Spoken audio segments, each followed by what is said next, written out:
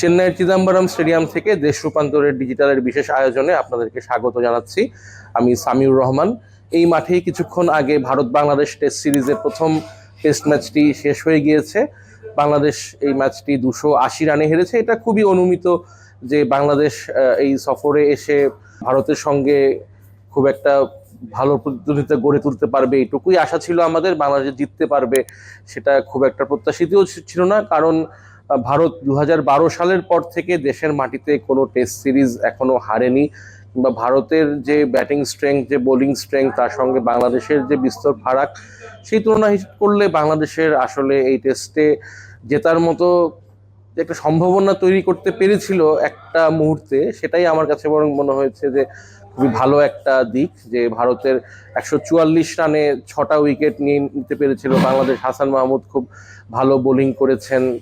তারপর দেখা গিয়েছে যে রবীন্দ্র জাদেজা এবং রবিচন্দ্রন অশ্বিন তারা ব্যাটিং খুব ভালো করেছেন। ভারত ঘুরে দাঁড়িয়েছে, প্রথম ইনিংসে একটা বড় রান করেছে। একই সঙ্গে বাংলাদেশের প্রথম ইনিংসটাও খুব খারাপ হয়েছে, মাত্র 149 রানে বাংলাদেশ অল আউট হয়ে গিয়েছিল। সবকিছু মিলিয়ে খুব একটা প্রথম দিনের প্রথম দুটো সেশনে বাংলাদেশ যতটা ডমিনেন্ট ছিল, এরপর থেকে আসলে সেরকম ডমিনেন্ট বাংলাদেশ দলকে আমরা দেখতে পাইনি মাঠে। বাট 280 রানে হারলেও আমার কাছে মনে হয় এই টেস্ট থেকে বাংলাদেশের প্রাপ্তি কম নয়।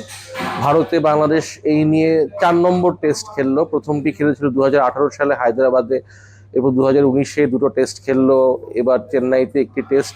তো এই প্রথমবারের মতো ভারতের মাটিতে বাংলাদেশ অল আউট করতে পেরেছে, এটা অবশ্যই একটা কৃতিত্ব। তারপর বাংলাদেশের একজন পেসার ভারতে এসে 5 উইকেট নিয়েছেন ইনিংসে, সেটাও একটা কৃতিত্ব।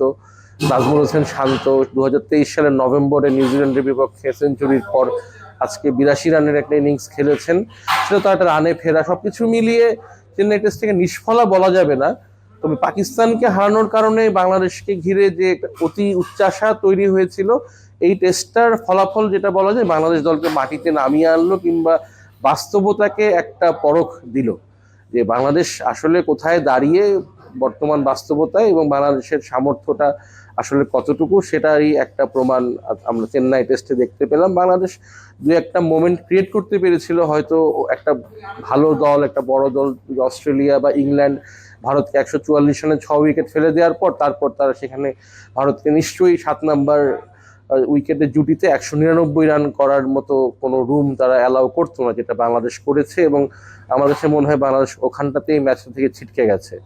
দর্শক, এই হলো আমার কাছে আপনাদের জন্য এবারের আয়োজন। পরবর্তীতে অন্য টেস্ট ভেন্যু যেটা হবে কানপুরে, তার আগে আবার আপনাদের সঙ্গে দেখা হবে। ভালো থাকবেন, ধন্যবাদ।